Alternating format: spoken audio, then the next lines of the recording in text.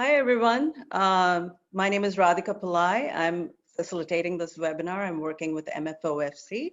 Welcome to today's webinar with Dr. Michael Kendrick. So before we get started, I have a quick request. If you don't mind, except for Michael and myself, everybody else should be muted. So typically you're muted upon entering the Zoom room, but if you find that you're not muted, it ends up creating some background noise for us. So I request that those of you who are not muted, if you could mute yourselves, that would be awesome. Thank you so much, and welcome again to this webinar. I'm going to go ahead and start my screen share, and so we can get going here. Thank you for making time today to join us. So like I said, I'll facilitate this webinar. I want to introduce Dr. Michael Kendrick. Michael, if you don't mind just raising your hand and saying hello to everybody. Hello, everyone. And thank you so much, Michael, for taking time today to join us and share your expertise and your insights from your work.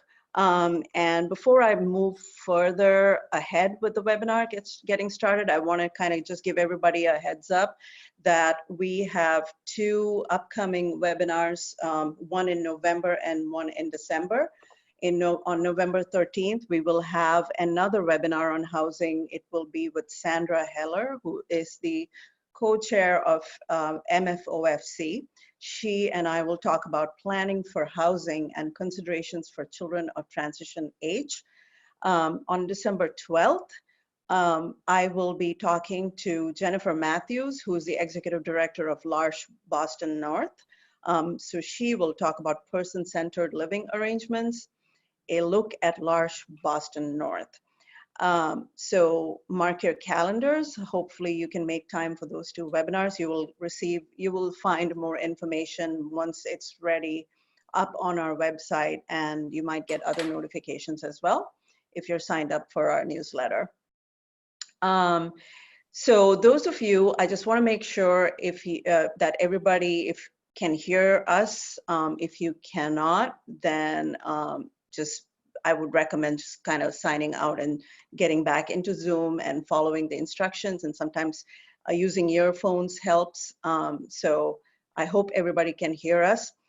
Secondly, if you have something to ask, I suggest using the chat box so that we can see your question. And we will devote the last 15 minutes of this webinar to questions from the audience. So I suggest leaving your questions in the chat box as it occurs to you. And then we can get started. If Michael, you're ready, I just want to introduce you. I want to kind of quickly just give an introduction of Michael. He is the Director of Initiatives on Supported Decision Making for Center for Public Representation. He is known for his extensive work for more than 40 years as an independent international consultant in human services and community work. His work as an advocate, activist, teacher, evaluator, consultant, writer, and advisor has involved him in many of the key leadership issues of the day. He has worked with governments, service organizations, advocacy groups, professional bodies, service providers, and small community groups in many countries. He has an interest in ethical leadership, service quality, the creation of safeguards for vulnerable persons, social integration, innovation, advocacy, social ethics, personalized support, and reforms in human services, among many other things. Michael, did you want to add anything? Did I miss anything? Did you want to add anything else about your bio? Well, several decades ago, I was the assistant commissioner for DSS. Oh, great, great. And DSS stands for? Well, it's now DDS. DDS. So, okay, great. Yeah. Thank you. So I want to just quickly go over the structure for today's webinar. We hope we'll get through all of this. in the hour or less that we have.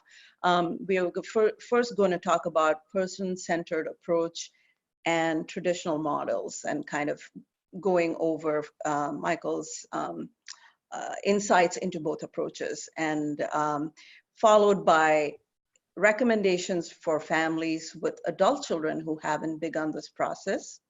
Where should they start?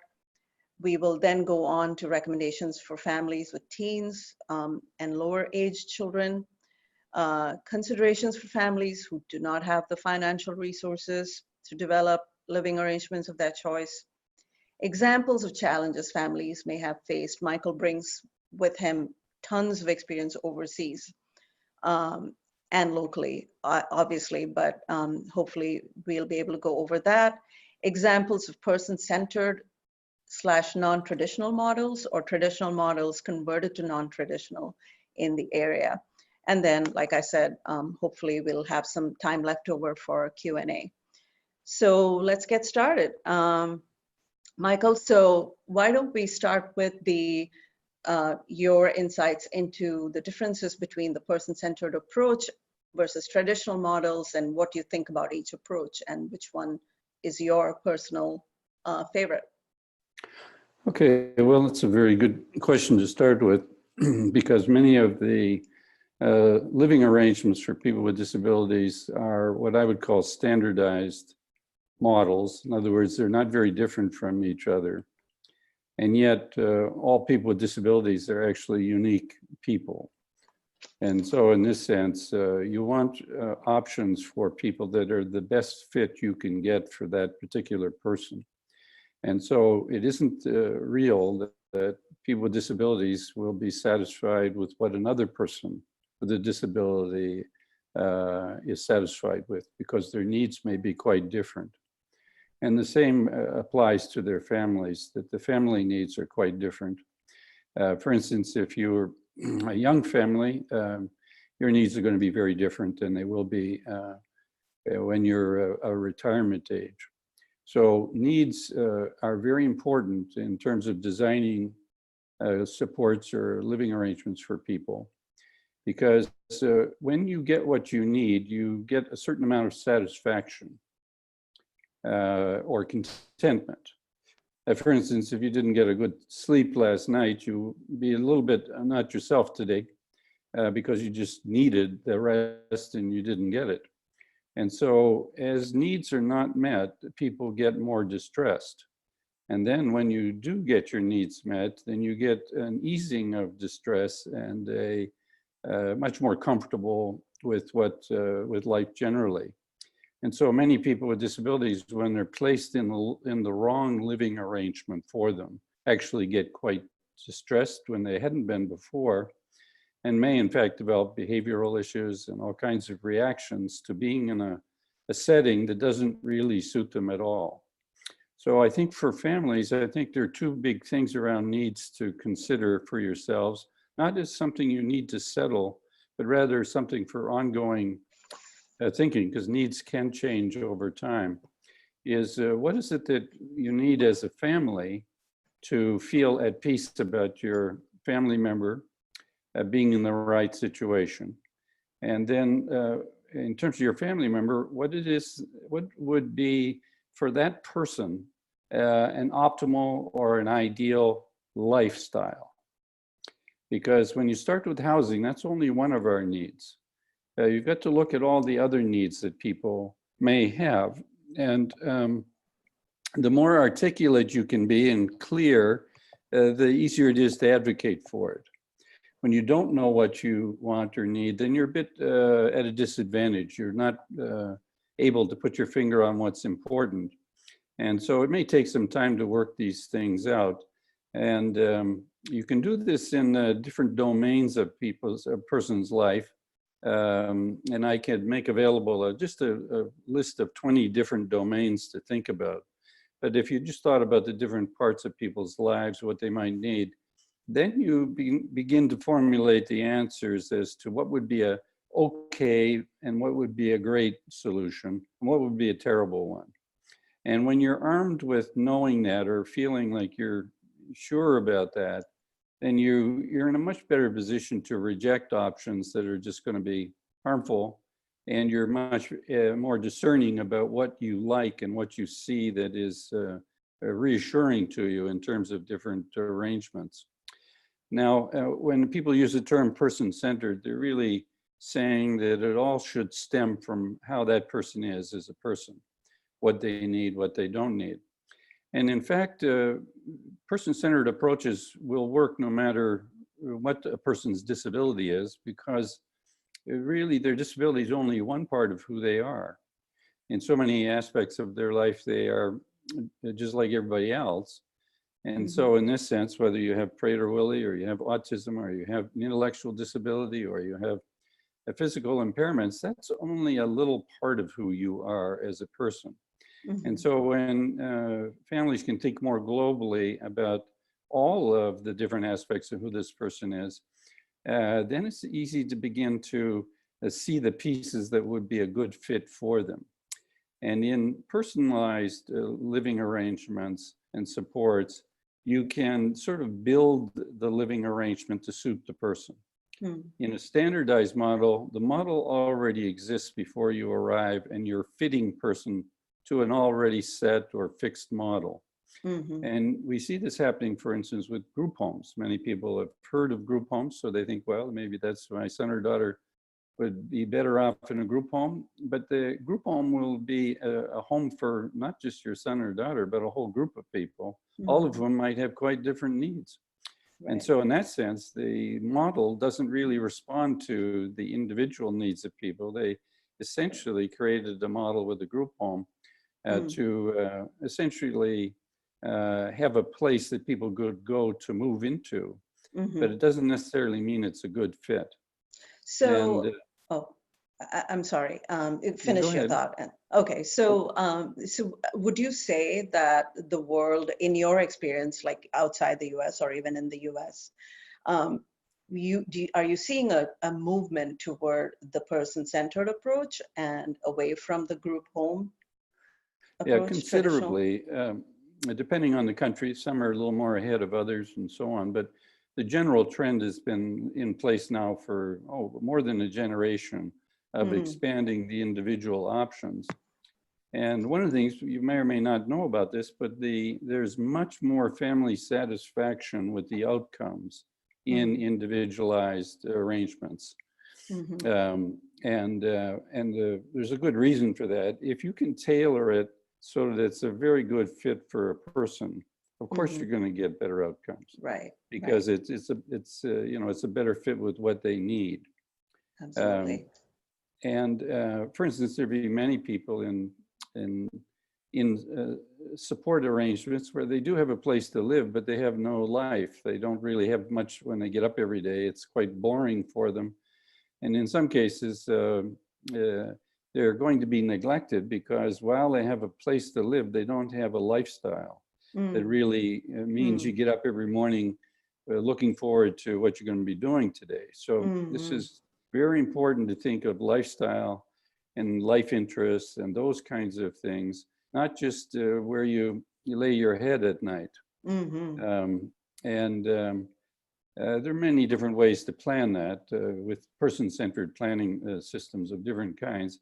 And so it's quite possible to engage these questions over the years, because as I indicated earlier, things may change in people's lives, their needs may change, and you need to give some thought to it. Of course, most parents also worry about what is going to be in place when I'm gone. And what can we do to influence that? And so that's why I would also refer to the idea of self-direction or personally governed service models. And why that's important is that means that the individual and their family can make many of the decisions about what that arrangement is. Maybe not all of them, but certainly in a self-directed arrangement, the families more or less govern the arrangement. And that can be done through cooperatives and micro boards and a number of different options, which I can give you a bit of a sketch of. Sure. but the reality is that if your needs change, you have the means to change the model to take care of it. For instance, if someone developed an illness that needed careful management and you don't have a way to do that, then that illness or difficulty is going to possibly not be engaged and met. And so you can't be sure what's coming at you in life. So the guarantee comes really in having the say-so to reshape things when the time comes where they need to be reshaped. And as I said, for instance, with many people with disabilities, they may grow in their independence and autonomy over time, particularly when they get some life experience. And so the support they may need may change as a result. For instance, if they've now got quite a life outside the home, then the issue isn't really the home anymore as a central issue. It's what's going on in their life in the community, the groups they belong to, the things that they do, whether they're working, that sort of thing, whether they're lonely, whether they have a network around them. And so in that way, being able to think about those things quite regularly means that you're recreating the arrangement as need be. And so you're evaluating and as you go, yeah. Yeah. And sometimes the person with a disability doesn't know what they want, just like the rest of us. But that may change over time too, that they may develop a taste for X or Y, and as they get more life experience. And so again, that you shouldn't lock yourself into your ideas that you had 2 or 5 or 10 years ago, because they've evolved over time along with your needs. So that's the great thing about the person-centered arrangements. Great. And I know you mentioned, we will get into the whole like tips for families starting, getting started and stuff, but would you mind maybe spending just a few quick minutes to kind of give an idea of what you mean when you say cooperatives, or you mentioned support circles, I've heard you say that, and micro boards. So if you can just give a quick overview of what they look like. Yeah, well, the first thing is a support circle is an intentional personal network where people think about building a network. If the person doesn't have a lot of people in their life, then the question would be, how could we get some more people in the person's life? And what sorts of people would be the right ones? And you can create these networks, even if you've had no experience with doing them. Many, many families have learned how to create them. That wouldn't be just in, in the US, but in other countries as well. For instance, as a service I've, just outside Toronto, I've known for quite some time. And every single person that's supported has their own intentional personal network. And I've seen that in a number of organizations. I'm going to be in Winnipeg next weekend, I think, or late next week, and working with an agency called In the Company of Friends or Life.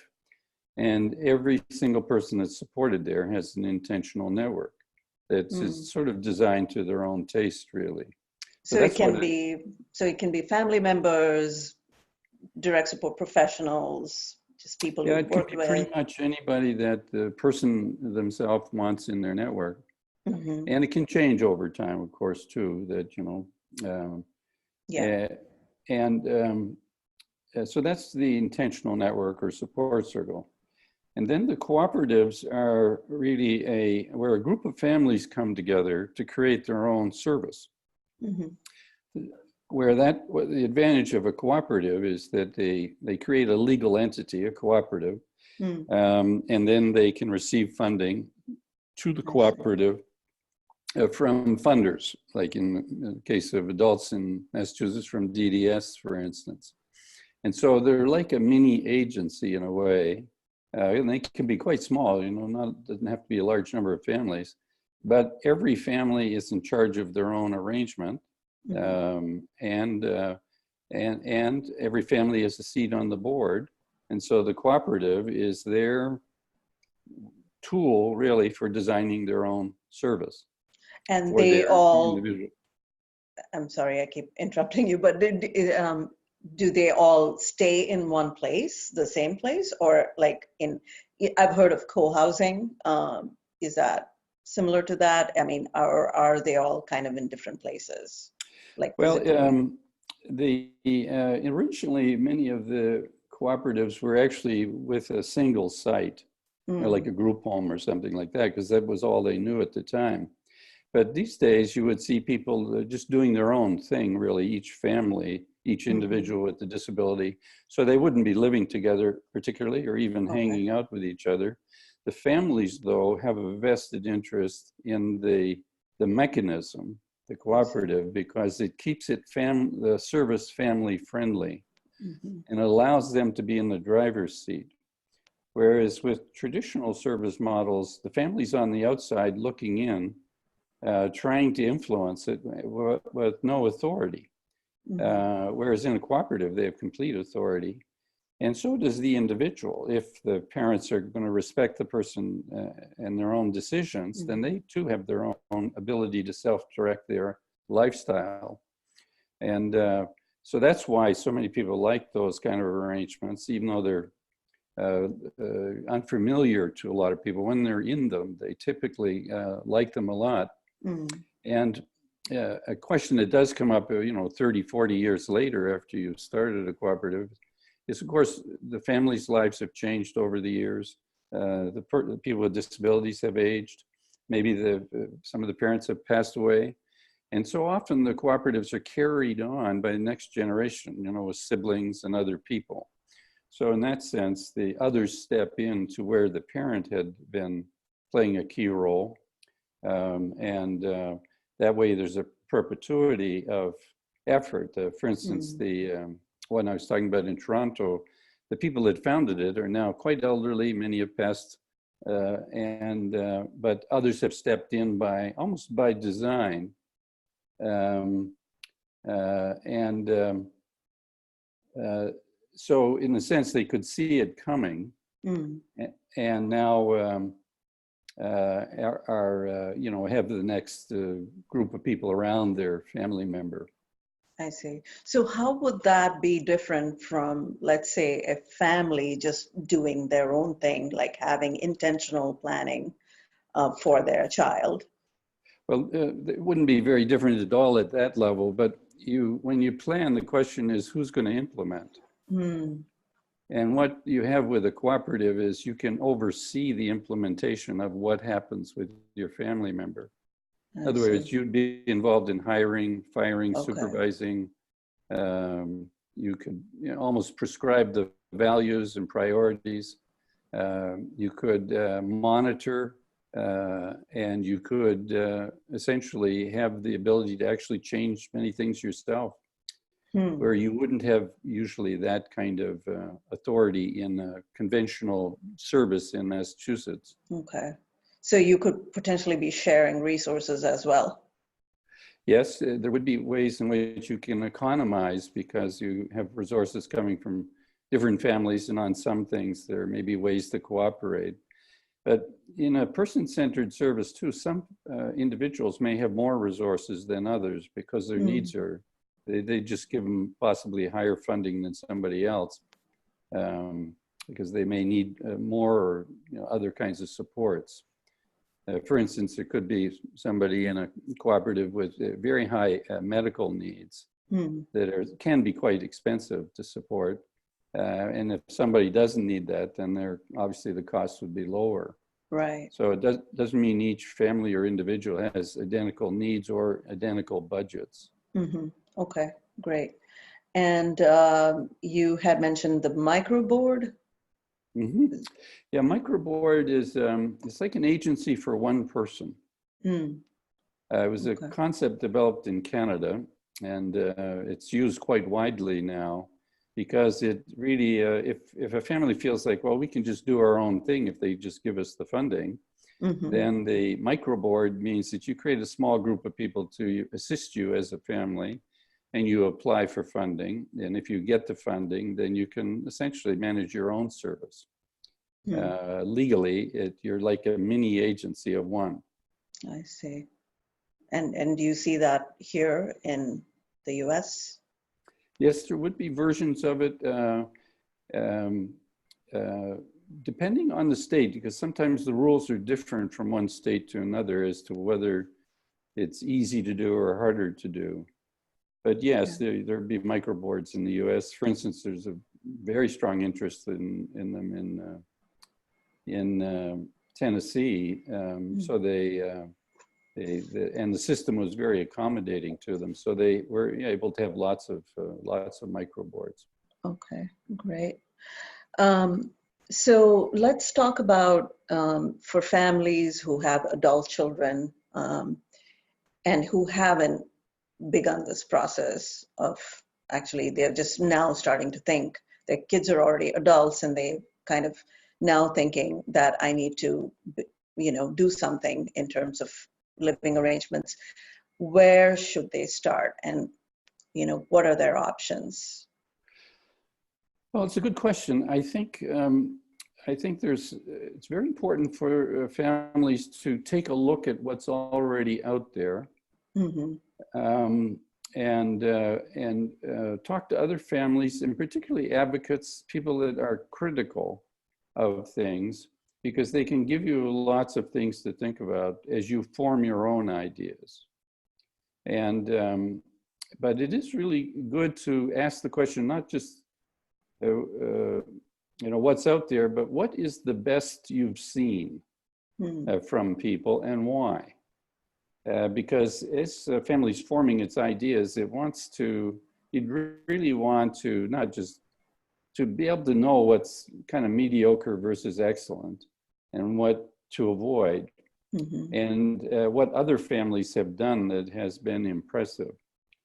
Because that would give families a chance to build vision, and also have ammunition in the sense of evidence to back up the vision.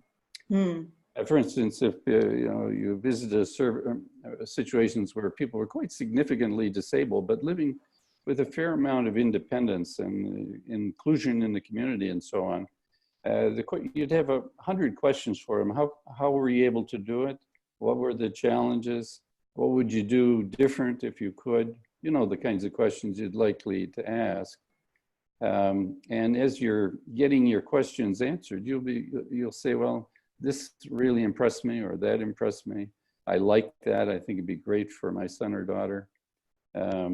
And you can kind of build that vision, not just at the outset, but over the years, because you can always upgrade your vision when you come across something that's a little better.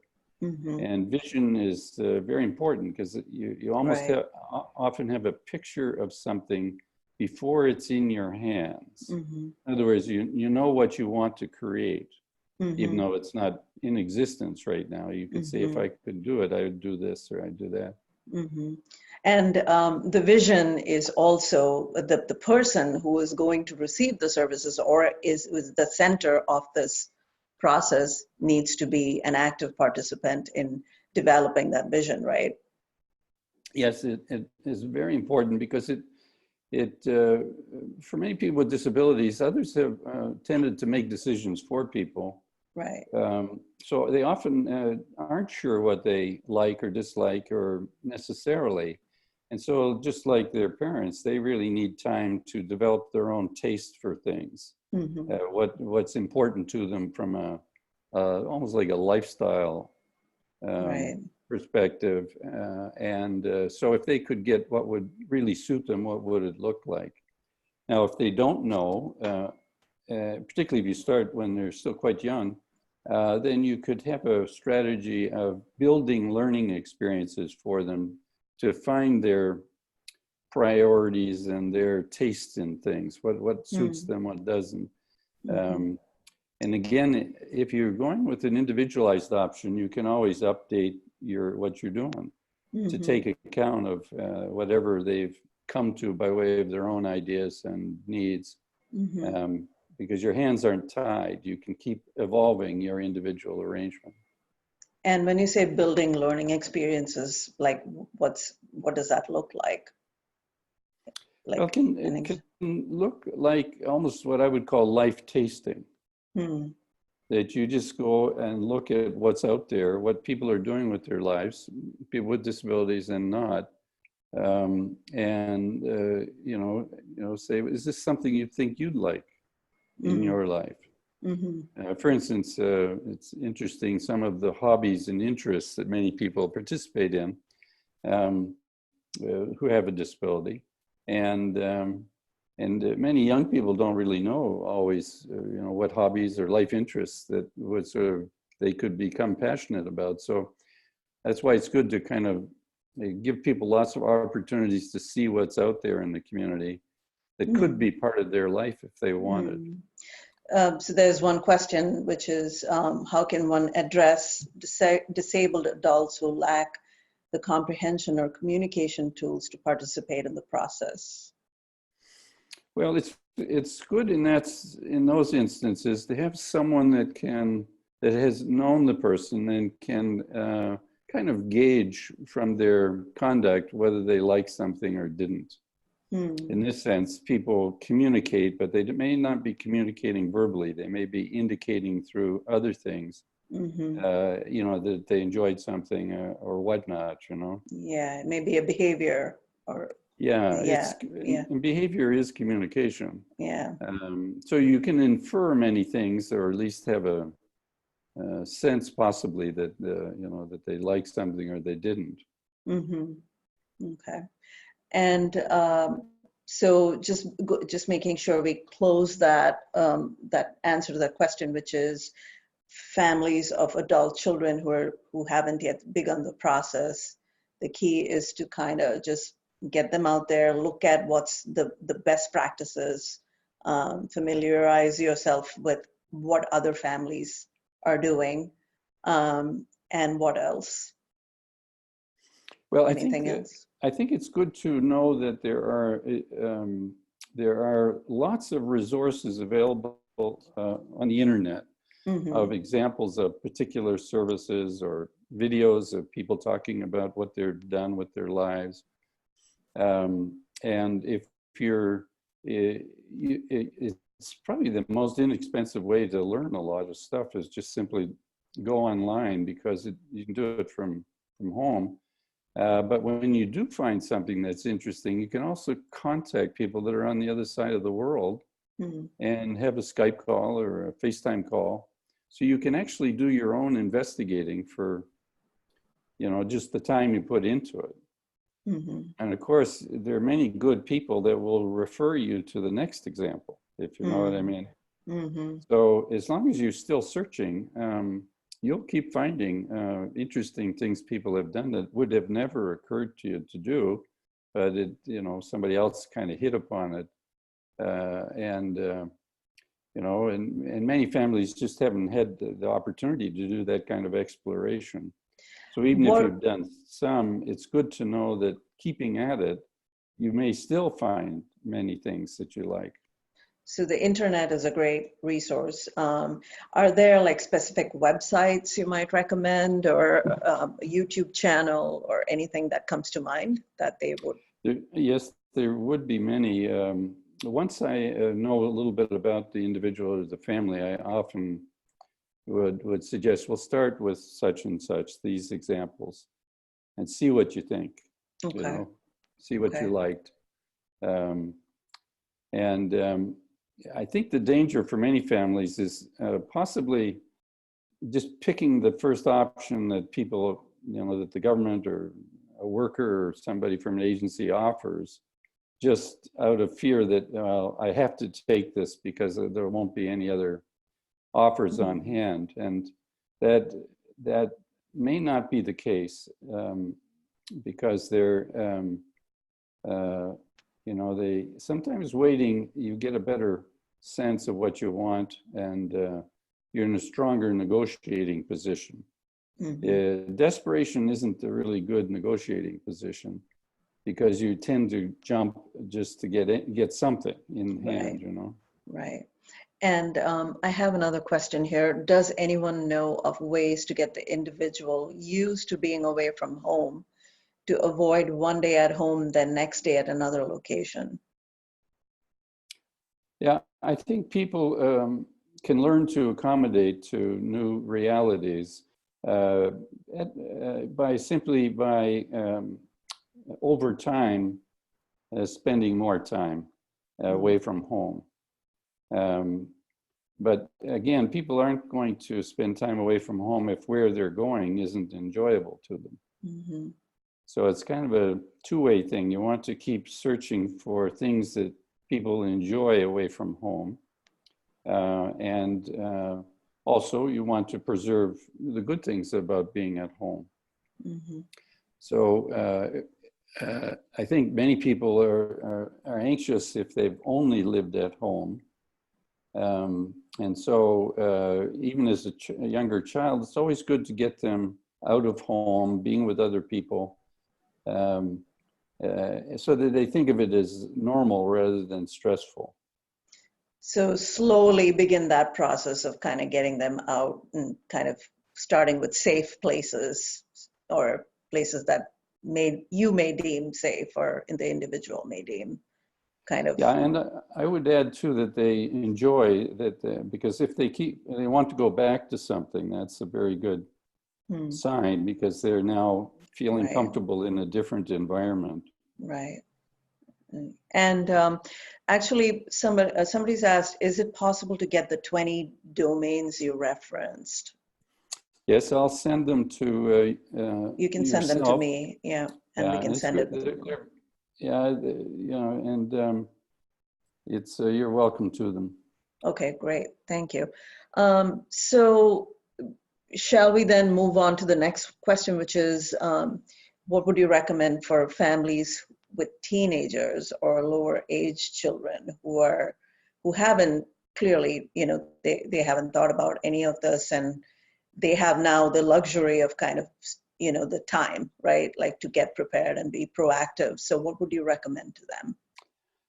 Well, I think it would be very good for them to be in other people's households, just even for casual visits, so they can see, what they like in the way other people live. And because going back to the idea of lifestyle, you develop lifestyle by discovering things that you enjoy and want to possibly do many times over.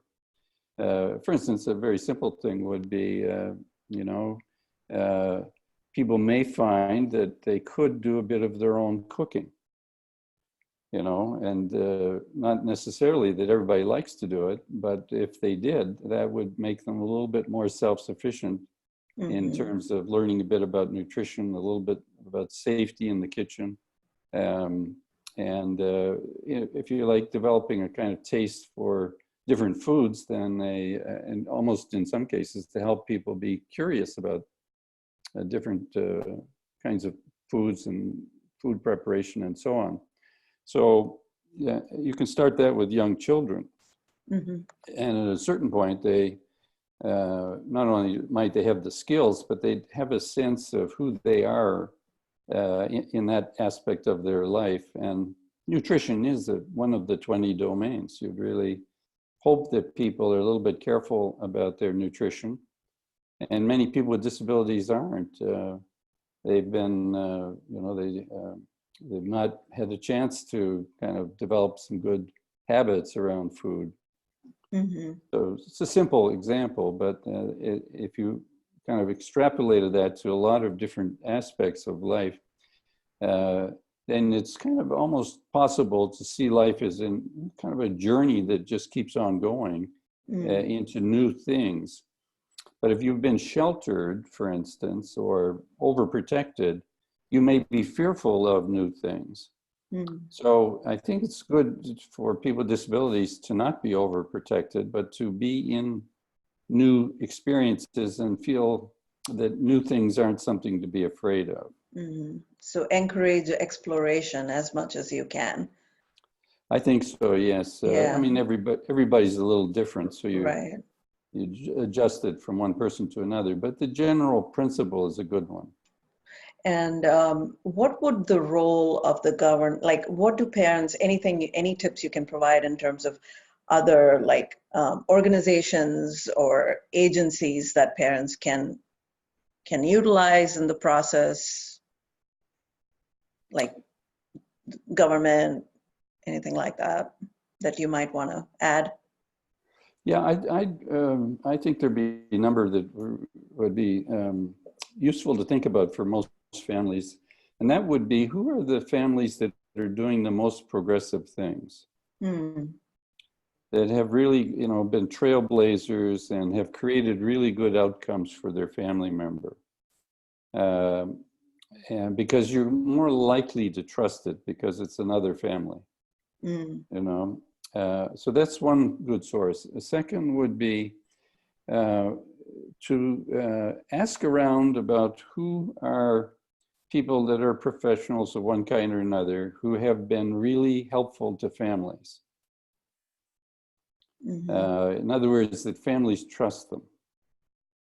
Because there are many good people that are, work in human services in one role or another. And it's always good to get people that have a good reputation with families. Because that means a lot of families have kicked the tires, so to speak, and they've been quite satisfied and are trusting of the person. Because that person could then be a resource to another family that's looking for that kind of resource person. Sorry again. In your experience so far, like with other countries or even here locally in Massachusetts, do you think like in the person-centered arrangements, the role of the government like is less, than a traditional model, or like agency, like, do you know what I mean? Like to what extent do you leverage the public funding in either model? Well, I think the governments have typically different funding streams.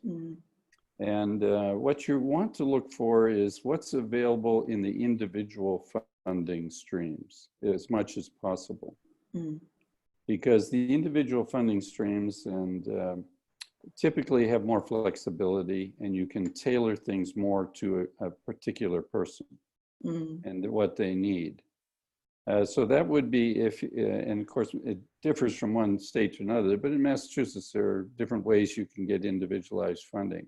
And that can be in employment, but also in housing. And also in some cases in terms of leisure and that sort of thing.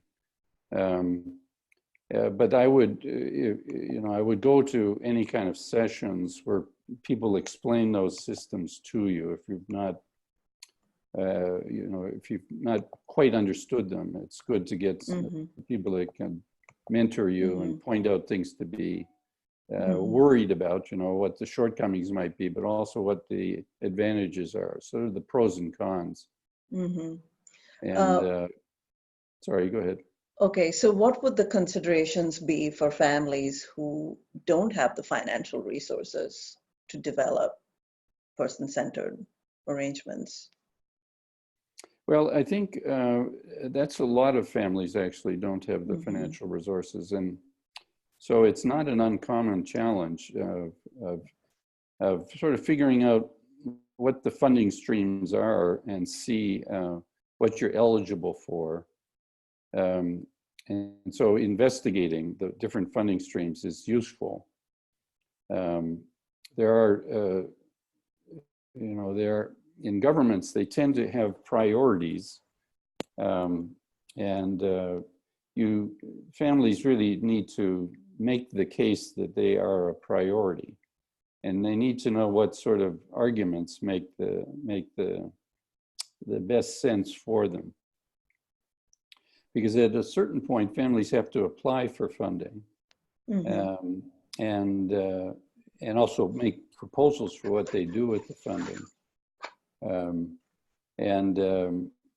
This is particularly in the individualized funding options. If you just go into a service that the service providers control, you're going to have much, much less ability to negotiate anything. Because Mhm. what they'll give you is what they call a vacancy, which is an empty, an empty slot or in a program, and you may not have much bargaining ability because they're only going to offer you what's there. Whereas if you're doing something person-centered, you're going to design it to some Mhm. extent, which Mhm. I think is a big advantage. You can shape it so Mhm. it works better for you. Mhm. So definitely do your research in terms of what's available in terms of funding, Mm-hmm. And public. there would be, if you ask around, like there would be people in Mass Families Organizing for Change that have had a lot of experience with figuring out funding. Mhm. So I would just keep asking in the networks that the families are in, who Mhm. knows something about funding Mhm. and who Yeah. should I talk to? And sometimes it could be somebody from a government department that's actually quite knowledgeable and very friendly to families and, shares a lot of good insights. Uh, and it's also good to know who doesn't know what they're talking about by Mhm. talking to people to say, I've been told this, is this really Right. true? So you Right. got to test the information you've been given. And again, this is where being part of a family network of people, you can kind of share experiences of what was learned by talking to this person or that one, or Mhm. uh, the local office versus the central office, because there's a lot of in these bureaucracies, they often get up and go in all kinds of different directions. They're not very coherent, and you get Mhm. quite different messages depending on who you talk to. Mhm. Um, so I'm looking at the time. It's 10:40. I mean, sorry, it's 1:46, and we had a couple more questions before I opened up the the session for Q&A. Did you want to quickly? There's examples of challenges families may have faced in the process of creating person-centered arrangements. If you wanted to go over that real quick before we open it up to questions. Well, just very quickly, no matter what you do as a family, you're going to have challenges. Mm-hmm. It doesn't mean you're not doing the right thing. It's just some things are inherently challenging. For instance, neither the person with the disability or the family members necessarily know what would be best for a person or what would meet their needs. There is a bit of a, times come up where you really have to do trial and error because you really don't have an answer. For Mm. instance, if you answer the question, what's this person's real life potential? Nobody knows the answer to that until you start trying out that potential. Mm. So it's really it's a kind of a journey of exploration, as we said earlier. Okay. And any examples that you can share of person-centered or non-traditional models in your Well, experience? I'll give you something, not just in the residential area of home life, but we now have in states like the state of Washington, about 83% of people with a disability are working at regular jobs in the community at regular wages. Hmm. That's great. And that's the leading state. In other states, you'd be lucky to find 1 out of 5 is working. Right. So this is why I'm raising this, is that there are examples in Massachusetts of people working, Mm-hmm. and in some states even more. Mm-hmm. And similarly, you can assume it for other kinds of things by way of people's needs. A person with a disability's needs and potential. So it's good to have your vision challenged by seeing examples that kind of impress you, that they've been able to do something with their life Mm. that is very impressive. For instance, Mm. I know many people with disabilities that have traveled independently across Mm-hmm. the country and internationally because the support they needed was available to them, Mm. And so part of lifestyle can be doing all kinds of things that Mm-hmm. if the supports are in place, they're quite doable. Mm-hmm. So you can really have quite an interesting life simply by just trying things. And what would you, I'm just curious, like what is the reason for Washington State's that those numbers being so high? Do you Well, know? it's a state that doesn't spend a lot of money, but Hmm. they really like good value for money. And they always thought people with disabilities have more work potential than they're using. Hmm. And so over a 30, 40-year period, they went from sort of average employment to now leading the country, because each year they'd have 1% or 2% more people working than the previous year. Hmm. And so you could see, in 30 or 40 years, if you increase the employment rate by 1 or 2%, you're up, Right. 30 years, you're up around 50, 60% more people working, Hmm. because each year you just expand the pool of people doing things. So is that growth coming from the private sector, or is it government-induced incentives, or is it the ethos of the state? I think it's the vision spreading Mm. within government and within families, within people Mm. with disabilities themselves, and within employers. Mm. So when employers, talk to other employers and they say, well, we're very happy with some of our employees who have a disability, well, that sort of opens somebody else's mind that maybe, Yeah. um, Awesome. just Great. another example in employment, again, is micro enterprises, which are small businesses built around a person with a disability that they can make a bit of a livelihood from their own little business. Mm. Mm. So, of course, if you hadn't heard tell of these options, you wouldn't think to do them. Right. And so that's why I think it's really good to keep asking, well, what's kind of visionary? Mm-hmm. Awesome. So we have a few minutes left, about 10 minutes. We would love it if you have questions to post it here on the chat box. And while we wait for the questions to come into the chat box, Michael, did you have anything else that you'd like to kind of offer that we didn't talk about already? Yes, I think how a parent might know that their son or daughter is doing well might be whether they show evidence of any kind of distress. I'm going back now to the question of needs. And distress might show up as, bad behavior or people acting up or something like that, or they look like they're not happy. And that can be a good thing because it tells you that there's something missing that they need. Mm-hmm. And it helps you think, well, what would offset that unhappiness, or what would meet the person's needs better? So distress in that sense can be a clue for what should be in place.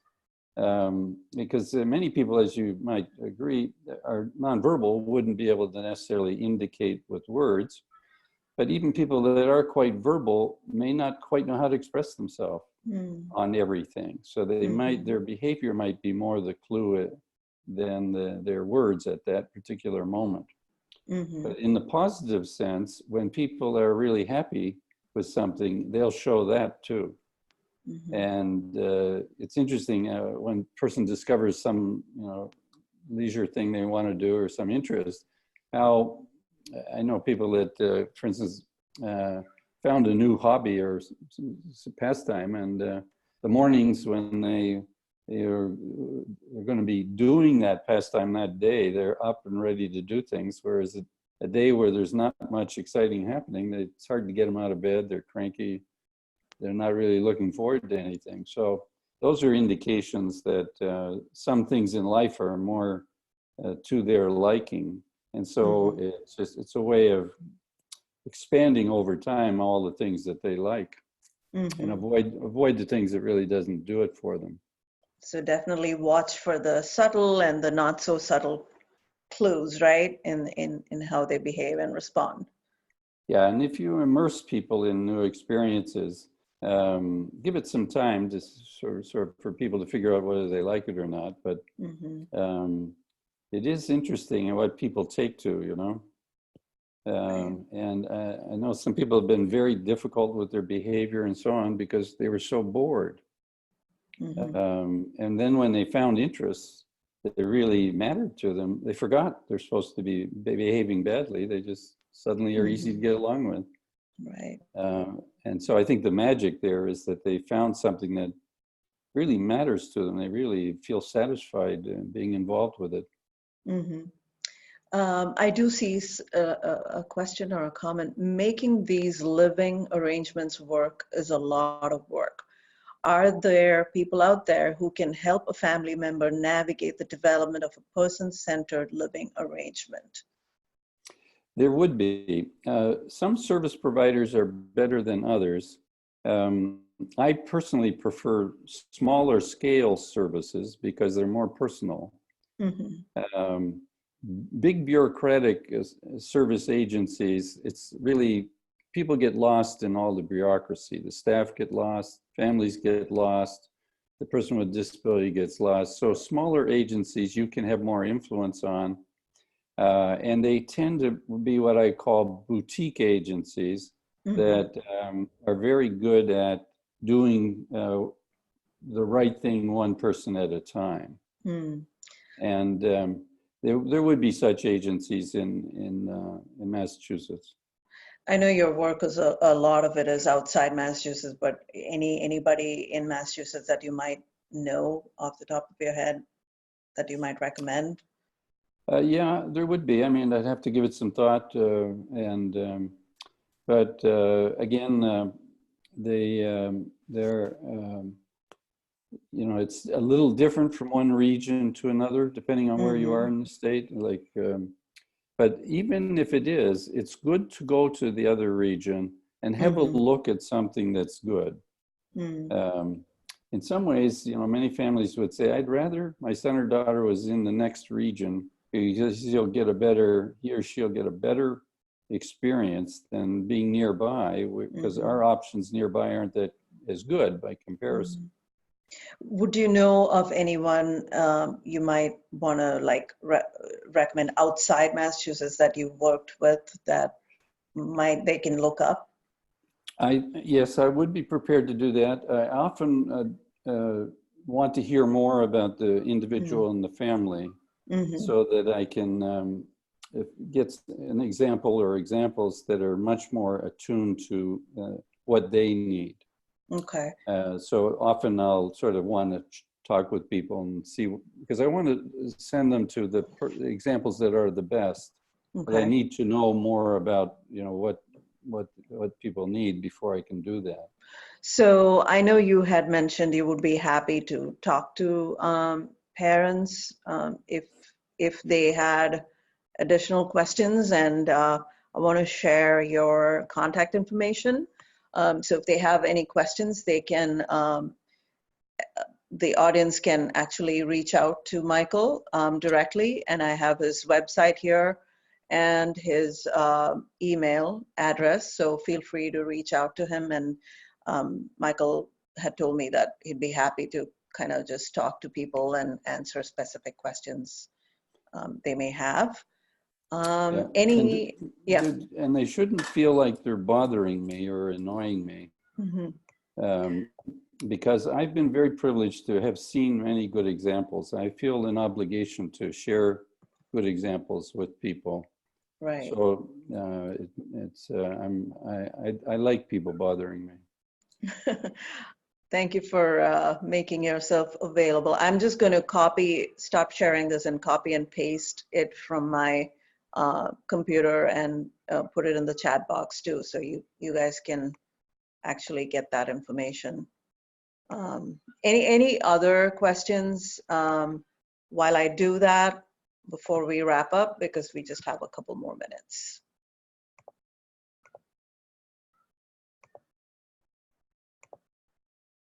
So just another possibility is I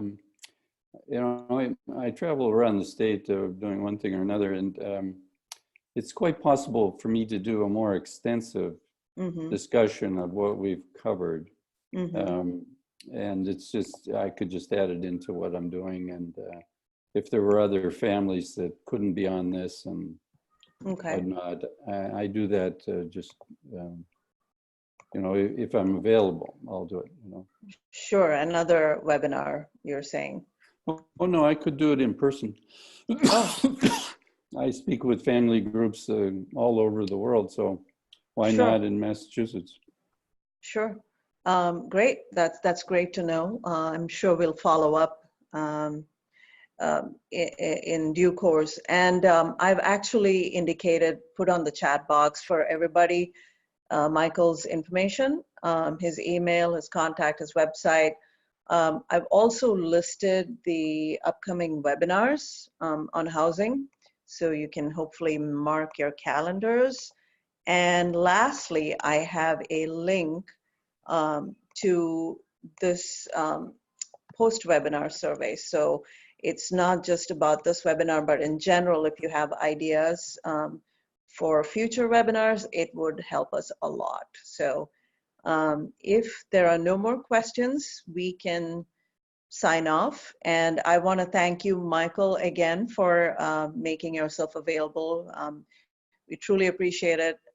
Your expertise is just invaluable to all parents. And I want to thank MFOFC for hosting this webinar, and also, most of all, to everybody who made time today to come to this webinar and spend your little bit of afternoon with us. So hopefully we'll get to see you again for future webinars. Thank you everyone again for joining us, and have a wonderful rest of the day. And thank you, Michael. My pleasure. Thank you. Bye-bye. Bye-bye.